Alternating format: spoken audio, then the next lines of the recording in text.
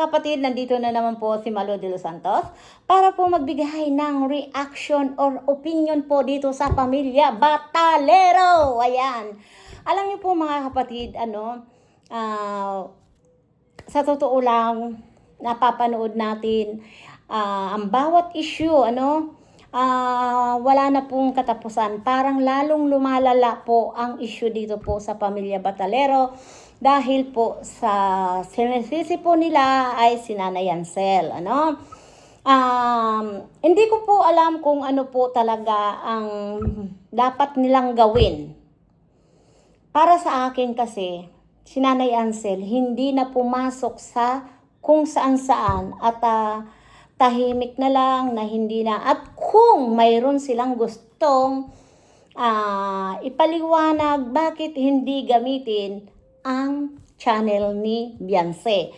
Doon sila magsalita, lalong-lalo na si Nanay Hansel, si tatay ni Beyonce, tatay Biran, dapat sila po doon mismo magpaliwanag sa channel ni Beyonce, Kung mayroon man silang ihingi ng pahumanhin sa mga sponsor, sa mga viewers, ay gawin nila kung talaga pong gusto nilang katahimikan. Pero sa marami po akong naririnig na kailangan din daw po ang pamilya Batalero at si Beyonce ay public apology din doon kay Tolpo.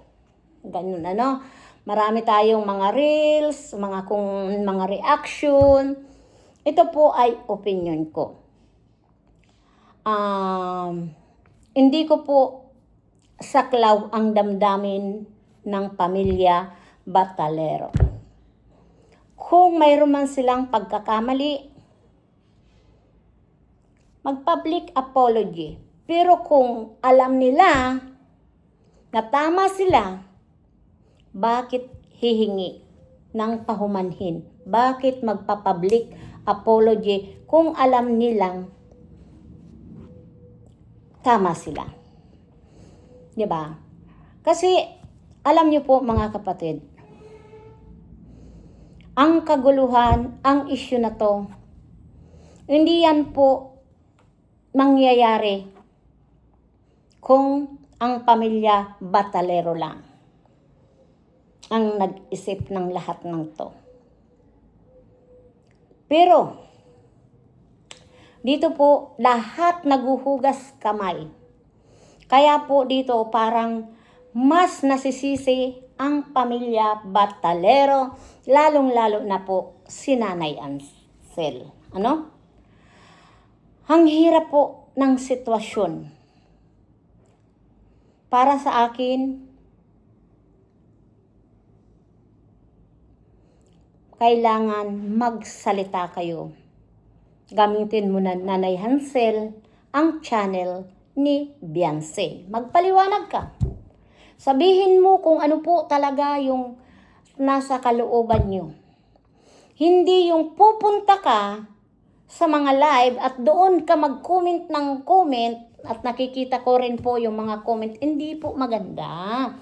Gamitin nyo na po Nanay Hansel ang channel ni Beyonce. At alam ko, maraming nagagalit, mga basher, normal yan, huwag nyo nang intindihin dahil ang basher ay basher po yan. Pero sa palagay ko, ang tamang gawin nyo, magsalita kayo. Mismo sa channel ni Beyonce. At ganun din si Beyonce. Total, pumasok kayo sa social media, harapin nyo na po. Dahil hindi po yan matatapos na sisisihin ang si Nanay Hansel dahil ikaw ay kung saan-saan ka napunta. Iyon ang hindi maganda po.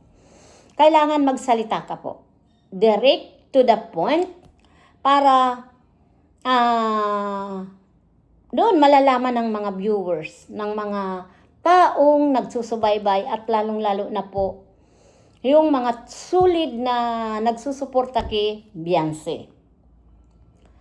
Kasi sa totoo lang, wala na kayong katahimikan dahil pumasok kayo sa social media na alam natin kung ano po talaga ang pinasok nyo. Ngayon, first time in my life na kasaysayan nga dito sa social media na about sa tulpo na yan, dapat kung ano po talaga ang katotohanan, nagsalita kayo, no?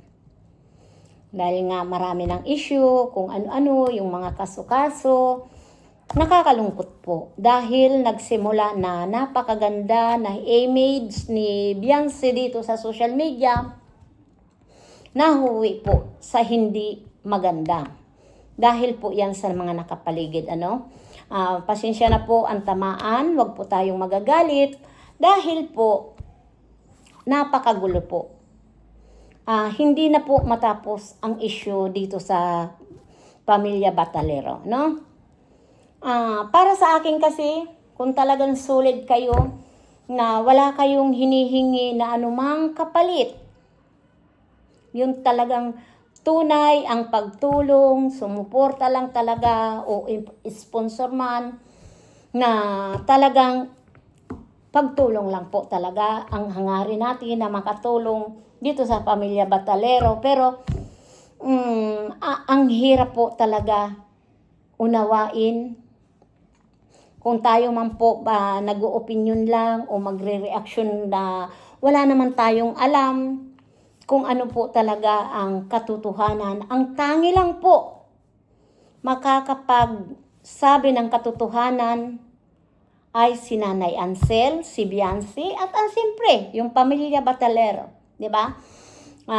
Para sa akin po, mga kapatid, the best pong gawin, magpaliwanag sa channel ni Beyonce. Kayong pamilya, lalong-lalo na po yung mag-asawa, kung ano po talaga ang katotohanan. Lalo na ikaw, Nanay Ansel, dahil ikaw talaga dito yung talagang may issue. Dahil kung saan-saan ka raw po na nagsasabi at tungkol nga doon sa message mo na nabasa ko rin na ganon.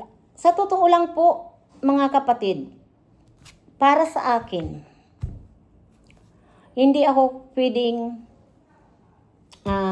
utusan. Ano? Kasi may sarili akong desisyon, may sarili akong pag-iisip, at higit sa lahat ay nasa wastong gulang na tayo, no? Hindi ako pwedeng utusan.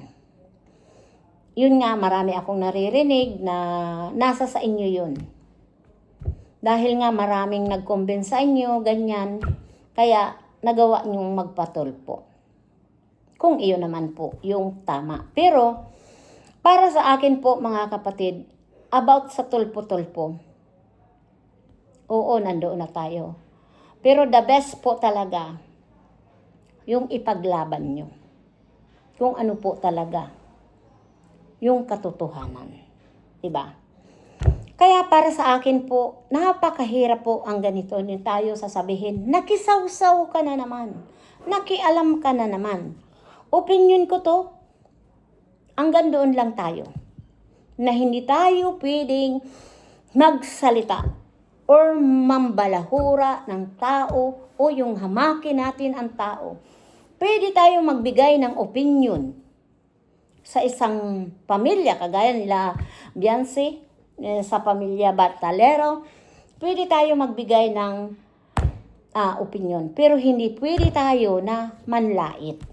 Iyan po ay hindi natin saklaw. Na laitin natin ang kapwa natin. Ano? Ang mapapayo ko lang talaga, ang masasabi ko lang talaga, magpaliwanag. Dahil ang katahimikan at parang nanahimik, wala ngang live si Beyonce, nanahimik, iyan ay isa siguro na way na parang, pero hindi katahimikan dahil si Nanay Ansel kung saan napuntang live at doon po siya comment ng comment. Di ba po? Kaya para sa akin dito, mismo sila mismo ang magsalita, magpaliwanag para yung totoo na wala kang kikilingan. Direct to the point, hindi yung paliko-liko, no? Kasi diyan po talaga yung magsisimula talaga ng walang katahimikan. Sa palagay ko nga po, ilang buwan na rin pong nakalipas, hanggang ngayon lumalala ang sitwasyon. Di ba? Kaya para sa akin po, dapat po ito ayusin. Na wala nang involved na madamay pa ng ibang tao. Di ba po? Kasi tayo po, mga kapatid, may mga sariling isip. Kahit sino man.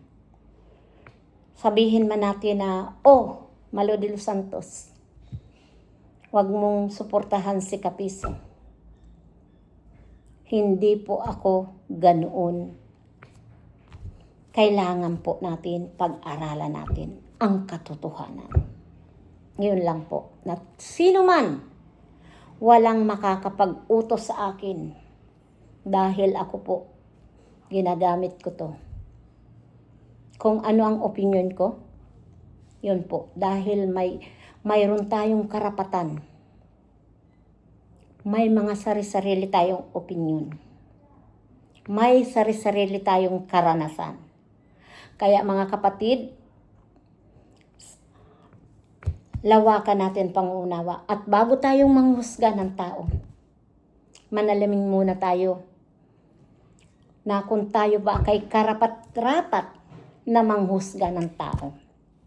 Diba? Titingnan natin ang mga sarili natin. Bago tayo mang-insulto ng tao, tingnan natin kung ikaw ay perpekto. Diba?